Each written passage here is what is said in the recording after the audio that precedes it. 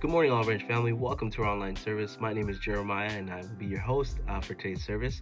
As we have started the new year, Pastor Ken has started a new series titled What We Believe, Why We Believe, and Why It Matters. And it's been a great start to the series, and we're really going into really core beliefs on what we believe in our faith in Jesus, and all that from beginning to end. And we encourage you might have some questions as well. So we actually wanted to hear from you.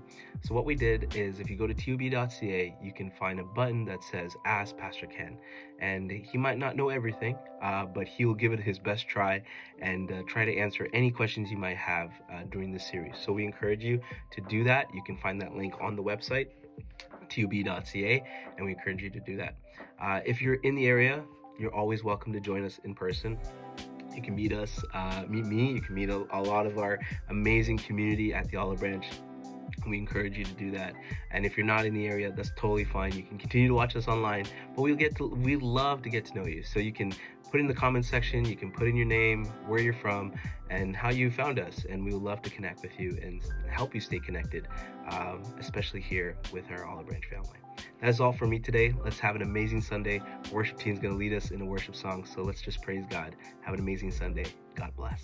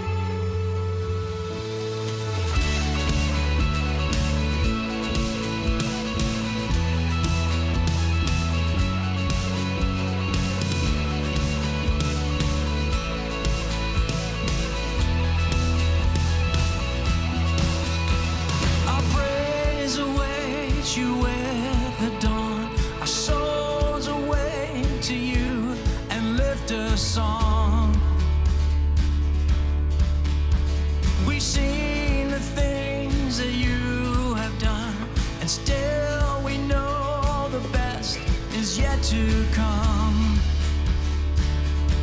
there's more to come. Open the gates and let your glory come down. Open our hearts and let our worship pour out. Hey!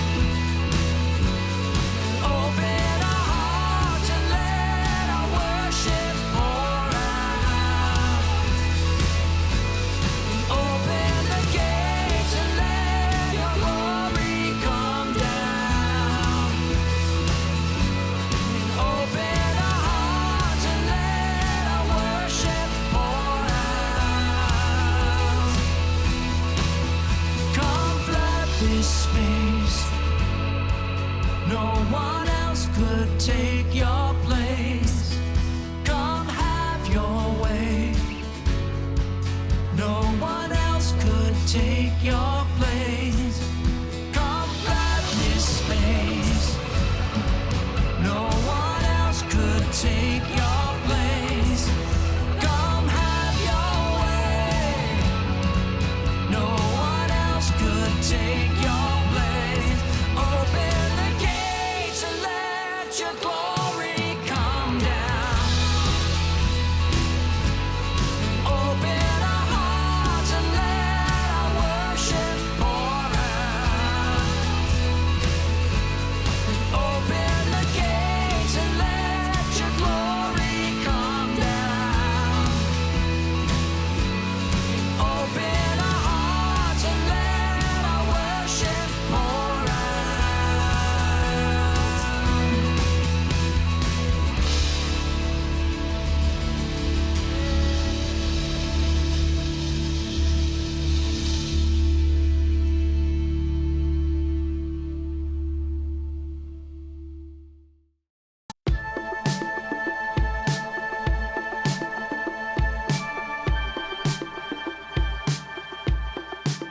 So we're in this series, what we believe, why, and of course why it matters. And that's what I want to deal with today in terms of God. And so this is kind of the opening salvo for today is God is, or is everything that we see just kind of a glorious accident? Now, PBS had a program, I don't know, a number of years ago, and I think it was 1993, called A Glorious Accident, and talked about the formation of the universe and so on. Now, it's strange. I'm guessing that some of you have been in accidents. I've never been in a glorious one. I've been in spectacular accidents. I've seen spectacular accidents, but I've never actually experienced a glorious accident. You know, when you're raising kids and they're toddlers and so on, and you have all this stuff going on with toilet training and everything, there are lots of spectacular accidents, and they're usually smelly and gross, you know, but there are no glorious accidents that I'm aware of. We live in an amazing universe. I mean, we know that. You look out there, we just see kind of a tiny part of it, and then you have, you know, the Hubble telescope, and you have all these things that kind of tell us how far out it goes, how big it is, and then how small it is. It gets down to all the microns and just everything about life. And it kind of, at the very center of all of this, especially as far as we're concerned, is this blue ball, you know, with dirt and water on it and so on, that kind of contains everything that we experience as home. Now, some people look at all of this and come to the conclusion, it just happened. It's an accident. And I want you to know that I'm going to be talking about that, and I am in no way being derogatory towards people who believe that. I don't believe it myself, and I have reasons for that, which I'm going to talk about. But this is not intended to be insulting or condescending or anything like that. But the belief that it just happened contains the belief that there really is no meaning to it all. Like there is no meaning to life. It just happened, you know, billions of years ago, and one day it's all going to fold up and it's all going to be gone, and that will be it. No meaning, no purpose, nothing whatsoever. Now, I have a very simple question for which I've never really gotten a good answer. You know, and the question is, why does something exist rather than nothing? Why does something exist rather than nothing? And that's kind of where my starting point. My personal opinion is to believe that something came out of nothing, like ex nihilo, like it just happened, you know, from an infinite point of density, takes more faith, I think, than believing in God. So the question that I want to ask you is, what do you really believe? What do you really believe? Some people don't believe because they don't want to believe. Some people, you know, don't believe because they see bad things and they can't bring it all together. I mean, there's just lots of reasons. What do you believe? Now, let me give you the starting point and why we're talking about this at the very beginning of this whole thing of God is. Paul writes this to the Romans, and he says, they, in other words, we know the truth about God because he's made it obvious to us. For ever since the world was created, people have seen the earth and the sky, and through everything God made, they have clearly seen his invisible qualities, his eternal power, and his divine nature. So they have no excuse for not knowing God. That's what he wrote. Richard Dawkins and Christopher Hitchens and Daniel Dennett and, of course, all the others have said that Charles Darwin's work, The Origin of the Species, helped them to become intellectually fulfilled atheists. And I can understand why that would help with that. Here's the problem. The theory of evolution doesn't actually, doesn't actually deal with the beginning of the universe. It talks about how one thing can change from another. One living thing can basically mutate and become something better. That's what it deals with and become more advanced forms of life. Now, in 1859, when Darwin published his book, The Origin of the Species, science was way different place than it is now. Like there were just these basic microscopes, and when they looked at a cell, all they could see was kind of this black blob in the middle of kind of a clear gelatinous mass. Okay, so they talked about the simple cell, and they talked about the simple cell dividing because that's what it looked like through the microscopes. Now we have electron microscopes. We know what that black blob is, and when you begin to study science, what you realize is that it is just an incredible factory. This stuff doesn't just pop into existence. When protein molecules get kind of stirred up. There's another problem. Before the Edwin Hubble discovered the evidence for the Big Bang, what he considered back in 1929, scientists believe that matter was eternal. In other words, it just had from all of eternity to mutate and to become what it is and so on, what people believe it actually became in terms of the earth and the universe and everything else. So, but here's the problem. Now that we know that the universe began with the Big Bang 13.5 billion years ago, there actually isn't enough time. I mean, people have done the calculations, and it's like the amount of time that we have for that to happen, it would be like a millionth of what you would actually need. And you look at the numbers, and it logistically is impossible for that to happen, okay? Now, my point is, for everything to have just happened by accident, it just doesn't seem to make sense from a logistic point of view. Now, Dawkins and others have kind of pushed it back by, theorizing about that there are multiverses and so on, and this is just one of them, and that their aliens have basically formulated life. But what that does is it just pushes it off into another sphere of thought. Now, what's going on here is that science, this is not science, okay? Like, let's talk about science, okay? Science believes that everything has a cause. When you find something out there, you don't just assume that it just popped into existence. Everything has a cause. That would be a scientific conclusion. Science knows that non-life doesn't pop into life. Like rocks, you see rocks out there, they don't just become alive because something happens, they mutate. Every culture also believes in morality, which is not possible if everything kind of came into existence. And God's existence is not about science, but philosophy. So this is not a scientific theory, science has disproved God. It hasn't at all, because you can't either prove or disprove God with science.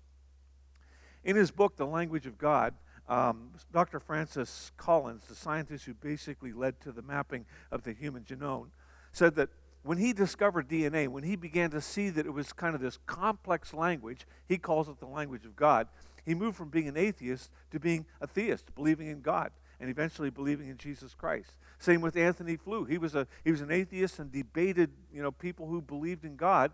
And he said, I had to go where the evidence led me. And late in his life, he basically came to see DNA as being a language that couldn't have just come out of nowhere, and began believing in God. And that's what Paul was saying 2,000 years ago. Looking at the breathtaking design and the sophistication of what's out there, and to say it just happened, it doesn't logically compute. Because there's something does not come from nothing. Now, this is what he says. It all starts off, doesn't give any explanation. It just says, in the beginning, God created the heavens and the earth. There's no, this is who he was, this is how he existed, and so it doesn't say that. It just assumes his existence. And the reason for that is that the belief in God is the most commonly held belief across the world, in all of creation, in all the nations. Another is the well-established scientific fact that everything that we see has a cause, and that's what I'm basically saying there. It's the most obvious conclusion that you come to. If an archaeologist digs up something out of the dirt and it has writing on it, or somebody's actually carved it into something, they don't think, "Wow, look what happened in creation. The earth must have formed this through erosion or something." They don't say that because it doesn't make sense. The thought is somebody created this. If you're walking out someplace and you see one of these, a laptop lying underneath a tree someplace, you don't automatically assume, "Wow, look, this tree grew a laptop." You think, somebody left this there. I wonder who it belongs to, because we know that this stuff is sophisticated. You look at even something like this, a simple carving, and you ask, okay, so if you shook a piece of wood around enough in a box of sand or a box of sandpaper, if you shook it, for 13.5 billion years, would you come up with something like this? Probably not, because it just shows design. It shows that there's been some kind of a human origin to it. So that's basically what Paul's saying. He's saying, you can look at this and you can see that there is intelligence, that there is design, that there is power behind what goes on here. One more thing that I believe points to the Creator, and that's the fact that we have a moral compass inside. And that's kind of the point I'm making here. Every culture believes in morality. And for example, if you are part of a nation like the Republic of China that is officially atheist, you still get held accountable. If you speed, you get held accountable if you murder somebody, because there is this sense in us of right and wrong, and everybody knows that we have it. The whole justice system is based on it. If this all just happened, and kind of the theory behind it is kind of, the survival of the fittest, then, it wouldn't really make any difference what you did to your kids, in terms of the universe, in terms of, what morals are. You could beat them or you could hug them. I mean, it wouldn't make any difference. In a system where there is no morality, Hitler is no worse, no better than Mother Teresa, In a system like this, the places that basically killed human beings is kind of a factory, they're no different than Sick Kids Hospital, because of the fact that if there is no actual creator, if there is nothing else, we have this moral code inside, and it tells us that there are things that are right and things that are wrong. That comes from God. Now, there is evil, though. You and I both know there's evil, and there is a real cause, and when we violate it, we feel guilty, because that's part of how we've been created. We've been created in the image of God. Charles Templeton, if you know him, he was a Canadian, and he was basically a contemporary of Billy Graham. In fact, Billy Graham says it was God's call was on his life. He should have had my job. Charles Templeton, though, one day he sees this picture in Life magazine of this mother who's forlorn, and she's holding a baby that's died of hunger, and he came to the conclusion that there is no God. Now, what's interesting is that if there is no God, then there's no such thing as, wickedness or bad or evil or anything like that. It's all the same, survival of the fittest. Unfortunately, this baby didn't survive. So you have to somehow come into an account with that. There's one more thing that I just want to say. There are 2.5 billion people who call themselves Christians. Now, are some of them off? Really off? Yeah, better believe it, Are some of them unthinking and ignorant and, use their head for a hat rack? Yeah, okay, there are. But there are also some rational, exceptionally intelligent, creative people. Some of the people who have actually been kind of at the foundation of learning and thinking and so on, like Blaise Pascal. Brilliant, brilliant man. And he talks about the effect that God has had on his life and how he was changed by God. William Wilberforce, changed by God. Francis Bacon, same thing, where they experienced God. Now, does it make sense to say that everybody who believes in God, is a little bit crazy, a little bit whacked? Well, it really doesn't make sense, I don't think, to believe that. But hey, then I believe in God, so I don't want to be called whacked. When people are called to jury duty, one of the things that those who are counseling them will tell them, you have to convict somebody, and you're not going to have perfect evidence that's going to be like a photograph of them actually doing it. It says beyond reasonable doubt. And that's where we have to live. We have doubts. Of course we have doubts. I have doubts. Everybody has doubts. But the question is, where does the weight of evidence go when it comes to things like this? We have to operate on that principle every single day of our lives. I can guarantee you, if you have a flight going out of, Pearson International Airport tomorrow, there is nobody that can guarantee you, like 100%, that plane is going to crash. I hope that doesn't keep you from going where you want to go tomorrow, but that's the truth, okay? Planes crash. Now, we get on a plane because we believe beyond a reasonable doubt that we're actually going to get where we hope we're going to get. Plane crashes happen, okay? Without that principle, you wouldn't drink water, you wouldn't have kids, you wouldn't get married, you wouldn't drive cars, and you probably wouldn't eat at Swiss Chalet because of the fact that beyond a reasonable doubt, there's nothing that is beyond a reasonable doubt in our world. Atheist Bertrand Russell lived a long time, like he lived into his 90s. So he's at this party, he's in his 90s, and this woman comes up to him and she says, Mr. Russell, she says, you're getting pretty old. What if you die and you find out that there's a God? Bertrand Russell, without missing a beat, says, I would point my finger at him and I would say, sir, you did not give us enough evidence. Well, I don't think that's true.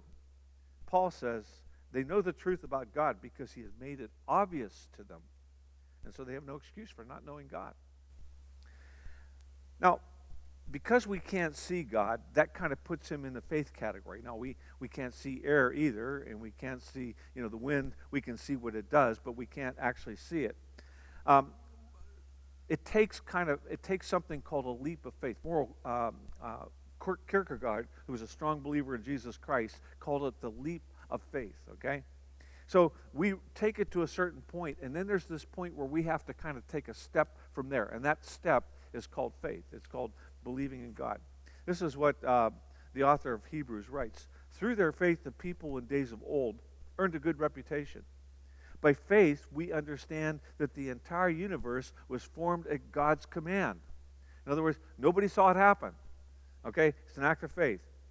That what we now see did not come from anything that can be seen. And it's impossible to please God without faith. I might add this. It's possible to please anyone without faith. Like when if you want to please your wife or your husband or your boss or whatever, you have to believe that you're actually going to get a paycheck, that they're going to give you a kiss on the cheek or whatever it is, okay? You can't please anybody without faith. Anyone who wants to come to him must believe that God exists and that he rewards those who sincerely seek him. Now, the part that he exists, that comes from creation. And there's something, it's called general revelation and specific revelation, or special revelation, okay? General revelation means everybody can see this. Everybody can see the universe. Everybody can see the fact that there are lakes and trees and fish and people and so on. Everybody can see that. Special revelation tells you what it's like. Let's say, girls, you see a cute guy and you think, man, this guy seems to have the whole package. He looks really good. He's muscular and athletic and so on. But that's general revelation. What you don't know is you don't know if he's cruel. You don't know, how he treats women. You don't know what he believes about himself, whether he's kind of a narcissistic idiot or whatever. So, you have to talk to him to find out whether, marrying him would be the worst idea in the universe or whether it actually might work out. But you get to know somebody by talking to them. And that's how we find out about God. So you find out that he exists by looking at creation. But there is this part to God that you would call counterintuitive. For example, you would never think that a God who created everything and keeps it running in order, a God who's been around, since, forever, for all of eternity, a God who is limitless in his power, cares about you and me. You'd never be able to intuit that. And so he tells us that. And we believe that he has actually spoken through people down through the years, people who have known him, people who have experienced his power. We call that record the Holy Scriptures. And that's what this is. This is that record that we believe tells us about who God is. It's special revelation. And it's important to know what it has to say. To put it simply, if you're going to count on him, if you're going to believe in him, if you're going to figure out how to work with him, then you need to know about him. So what does the Bible say about God? Well, it says a lot. This concordance here, Young's Concordance, it has 3,897 references to God, okay, in it. So a lot of references to God. And I've read most of them, okay? You can read through that, and what happens is you get this amazing picture of God. What's fascinating about him is that he many times reveals the fact that he is trustworthy. He does not break his promises. He does not mess around with the truth. He is trustworthy. And many times, by the names he's given himself, he reveals himself. For example, the main name that he gives himself when he reveals himself to Moses is I am. It's YHWH. We say Yahweh, and it basically means the all-powerful God. It means I am that I am. And what we learn from that is that he's always existed. He always will exist. He will never change, and he holds all the power in the universe. He is the one who brought it into being. He's the one that will close it out at the end. So he gives himself these names. He's revealed himself as Shalom, as our peace. He's the one that has access to your soul, and he can give you peace inside when things are going wrong. He's with you all the time. He's promised that he would never leave you out there by yourself. You may not see him. You may not even feel him, but he's there. He's revealed that he's loving. This is something that you would never intuit, because the gods back in the, from the other nations, they were rowdy and they were untrustworthy, and they would just as soon kill your children as help them, and they were just vicious beings. You would never realize that by just looking at what we see exists. He's a healer. That's interesting, isn't it? It's not like, well, you had enough people that asked him for healing that he said, all right, I'll do it. He is a healer. That's one of his names. He's a provider. He cares about whether or not you have enough food. He provides food for the birds and for everything in this universe. He's a shepherd. He cares for you like a shepherd cares for his sheep. And if you know anything about that, it's amazing, okay? And he's a forgiver. He wants to forgive your sins. It's not like he folds his arms and says, okay, I want you to crawl across a broken glass, and go climb a tree and do all this stuff to prove that you want forgiven. He says, I will forgive you. So those are the things that we wouldn't necessarily know about God. And he's not nebulous. God is not, kind of floating around the universe, this kind of universal mist and so on. He sees everything. He's the Savior. He's our shield. He's our fortress. And maybe best of all, he is the King of kings and Lord of lords. He's the one that sets up, the kings of this world and the leaders, and he takes them down too. He is the one who will say, enough is enough, and bring all of history to closure. So, the Bible uses verbs to describe him. Verbs like he's speaking, he's guiding, he's revealing, he's giving dreams, he's saving, he's helping, he's confronting, he's punishing, he's sending, and I could just go on and on in terms of how he works. And he's personal. That's what's fascinating. You look at somebody, the big important people in our world, CEOs or whatever, whoever they are, they don't care about me and they don't care about you. They say they do, but they really don't. He's personal. He knows more about me than I know about myself, and he knows more about you than you know yourself. And he cares about every part of your life. And he wants to help. He wants to guide your way. The three core things about God that you would need to know is, first of all, he is love. He is a loving God. Love drives everything he does. That's why, one of the things is we love God with all that we are, with all of our heart, soul, strength, and mind, because he's loving. That's how he relates to us. He's personal. He's also faithful. That's one of the things, the components that he is faithful. His actions are always faithful. He doesn't change. He doesn't have, like these things where, he's conditional. If he makes a promise, he keeps his promise. He keeps his promises even when we're obnoxious, even when we flip him off, even when we tell him to get lost. He keeps his promises. Maybe the most misunderstood characteristic of God is that he's holy and he's righteous. The word holy isn't talking about somebody who's kind of a germaphobe or something like that, and he doesn't want to touch us because he might get dirty. This is somebody who is exactly as they ought to be. They're perfect. When it comes to love, he is perfectly loving. When it comes to being faithful, he is perfectly faithful. When it comes to being trustworthy, he is perfectly trustworthy. When it comes to being compassionate, he is perfectly compassionate. So that describes who God is. He's untainted, and he cares about us, and he wants to make, the word would be excellent. He's excellent in all his ways, and he wants us to be excellent. And he's offered to help us. He's offered to, guide us and be patient with us and work on us and help us as we make changes in our lives. That's who he is. Now I want to delve into something briefly that can be found in every creed that you're going to read, especially if it's a Christian creed. It's something that I believe is true, even though I can't possibly wrap my head around it. My brain is way too small to do that. So I'm just going to read it for you, and then I want to talk about it. That creed says there is one God existing eternally in three persons, Father, Son, and Holy Spirit. And it's about the Trinity. And that's not the Bible word, that's our word for it. Three persons in unity together. Now, it's very clear in the Bible. It says that there's one God, one Lord in all the universe, and so on. And so we have some options, okay, in the world system, okay, what you want to believe about God. Monotheism is what we would consider ourselves. We believe that there's one God. Atheism believes that there is no God. Agnosticism, people believe that there's not enough evidence to know if there's a God or not. Polytheism means that there's lots of gods out there, and you can go find one and worship that God. Pantheism means that everything is God. The trees are God, the sky is God, the earth is God, everything's God, and you have to be careful that you don't mess that up. The scriptures talk about there being one God, and what changed that is when Jesus shows up on the scene, and he talks and prays to his Father in heaven, and then he says things like that he is God. He's the I am, the one who spoke to Abraham. He appeals to his Father in heaven. He says his Father is the one who's teaching him and guiding what he says. So there's clearly two. He prays to the Father all the time. And he says, if you've seen me, you've seen the Father. Well, how does that work, okay? He said, I deserve to be worshiped like the Father is worshiped. And again, you have to ask the question. He claims, he uses the names of God. He does the things that only God can do. And we'll talk about that more in the future. But it's pretty clear that he at least believed that he was God. And of course, like I said, we're going to deal with that. They're distinct from each other. But he also talks about the Spirit of God as being God. Okay? In the book of Acts, Paul tells, Ananias, he says, how could you lie to God? How could you lie to the Holy Spirit? So it's really clear that they're all God.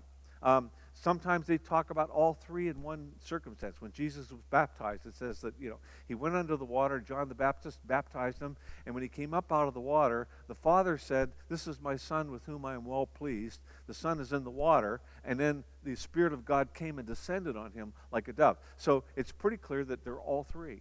Jesus, when he left his disciples, he said, go and baptize people in the name of the Father and the Son and the Holy Spirit. Now, we get some hints of this in the Old Testament. When they were created, when people were created, God made the comment, and this is found in the book of Genesis 1, verse 26. Then God said, let us make human beings in our image to be like us. So there's hints there. Now, do I understand all of this? Absolutely not. I don't get this because there's nothing. We use things like, sometimes you hear people say, well, it's kind of like an apple. You have the skin, you have the flesh, and the seeds. They're all three, but they make up one apple. Sometimes somebody will say, well, you know what? It's like, you have ice in a test tube, and so you put it over a Bunsen burner, and as the heat, begins to heat up, the H2O in there, it turns into water, and then there's ice, and then there's steam in it, and it's all H2O. So those are some analogies, but nothing is quite like this. This is something that we can't say, oh, it's exactly like this. Now, I don't have a problem with that, because, you see, if I could only serve a God that I would understand, I probably wouldn't worship him. So there are some parts about God that we will not ever fully understand. Now, here's the question I want to get to. So I've told you what we believe. I've told you why we believe it. And the question is, why does it matter? Why does it matter? And here's what I believe. I think that for a lot of people in our world system, if you ask them, is there a God? They would say, yes, I believe that there's a God. You say, well, what's he like? Well, he's eternal, all-powerful. He made everything, including us, and so on. So they believe the right things. The question that you have to answer in your heart is, so, is God really God? Or is it just part of a creed that you believe? And you just kind of go and live your own way. James, half-brother of Jesus, writes this. He says, but I say, how can you show me your faith if you can't have good deeds? He's talking about why you live the way you do. I will show you my faith by my good deeds. You say, you have faith, for you believe that there is one God. Good for you. Even the demons believe this, and they tremble in terror. It's possible to believe all the right things and to be absolutely, correct when it comes to the creeds and all these things and so on, and never have it change your life. Never have it change your heart. Never have it change your value system. The author of Hebrews 11 basically says that without faith, it's impossible to believe God. Like, faith means putting your trust in him for every day, We put our faith in our iPhones and in our iPads and all the other stuff, that is talking about the plan that you live your life by. And the question is he part of that? Hebrews says this, anyone who wants to come to him must believe that God exists, okay? We believe that, and that he rewards those who sincerely seek him. And that's the question. Do you sincerely seek him? Like, is he a part of your life? Is he a part of who you respect? Is he a part of who you count on for your daily life? Is that who he is in your life? Now, if you're going to marry somebody, okay, and they come to say to you, I'm convinced that you exist. I'm convinced that you are there in the flesh and blood and that you really are who you say you are, okay? Now, would that impress you? Well, yeah, I want to marry this person because they believe I exist. Here's the point. When you sincerely seek God and put him first and look to him instead of everybody else, what this is saying is there will not be a single sacrifice you will ever make that will be disappointed, and you'll say to yourself, why did I ever do that? It's you believe that he rewards you. You believe that it's the right thing. And I've got to just ask you this morning to examine your heart and answer the question, do you really believe in the character and the integrity and the purity and the worthiness of God? That he is worthy of your worship, that he is worthy of your trust, and that trusting him and putting your confidence in him is going to be the best thing that you ever do? Or does that ever cross your mind? And if not, then where do you get your rewards? Like, what are you looking to that's going to reward you for the things that you're doing and how you're living? I mean, are your rewards, is your reward basically to have fun, and be safe and have a convenient life? Is that what the reward is? I hope not. See, and the question that you also have to ask, is, are his ways higher than my ways? Are his thoughts higher and better than my thoughts? Will I be better off when I trust him, as opposed to, you know what, I'm just going to do what I think I want to do and that's going to bring me the most pleasure, and hopefully it'll be okay with him too.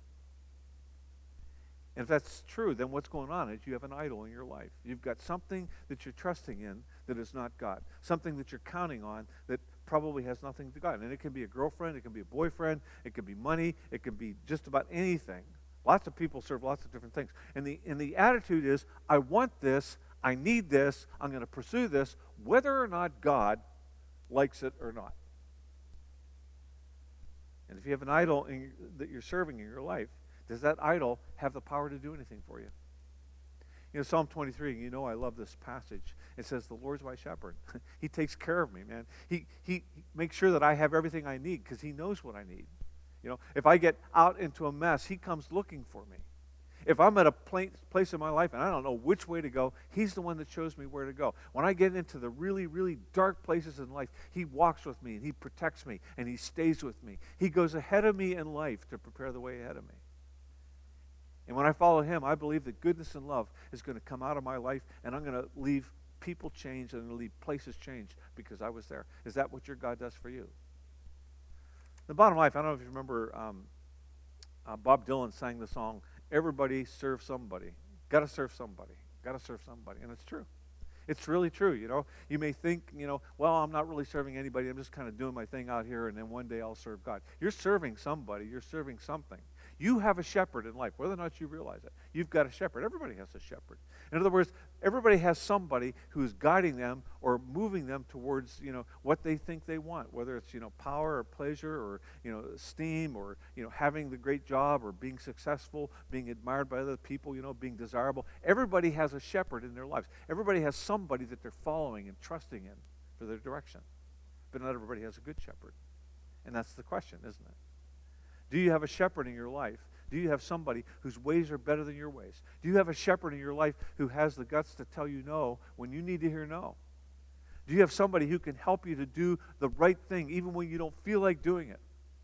You have somebody in your life who can give you the strength to say no when you really, really, really need to say no. Because if you say yes, it's going to wreck your life. I've watched people all my life. As a pastor, I've worked with people for over 40 years, and I've watched people make some really, really bad choices.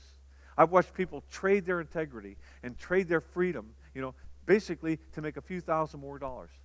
I've watched people trade in their whole families for a 10-minute, sexual experience. You see this happen. It's a really, really bad deal. God sees the future. He's the one who knows. He's the one who can help you. He's the one that can give you strength. Who's your shepherd? Everybody has a shepherd. The question is, do you have a good one? And will you trust God to be your shepherd? See, I think what he would say to us this morning is, I think he would say, I alone am God. I'm sovereign over all creation. And I'm loving and faithful and consistent and holy and compassionate. I will never cheat you. I promise I will always tell you the truth. I will give you the wisdom that you need for any problem you face. I will give you strength to do what you really need to do when you feel like you just can't do it, when you feel the weakest. I will help you at times soar on wings like eagles. I will help you to run and not grow weary. I will help you when you can only crawl through life to keep on going and not faint. And I will always be true to you. I will pick you up when you fall down. I will forgive you when you sin. And I will let you know that you are forgiven and that you are cleansed. I will give you strength to stand, when your knees are weak. And when life is over, I'm going to take you home to be with me in a place that you would just not even begin to imagine. It's just that great. It's just that perfect. Will you trust me? That's the question. That's the question God asks. Will you trust me? Will you trust me? Will you trust me?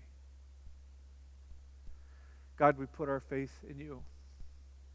And I know some really struggle with this whole thing, and they don't feel that there's enough evidence, and they're still questioning and wondering and have all kinds of questions about the evil that has gone on in their lives and evil that has gone on in the world. And I pray that you will bring them through the darkness that they feel into light.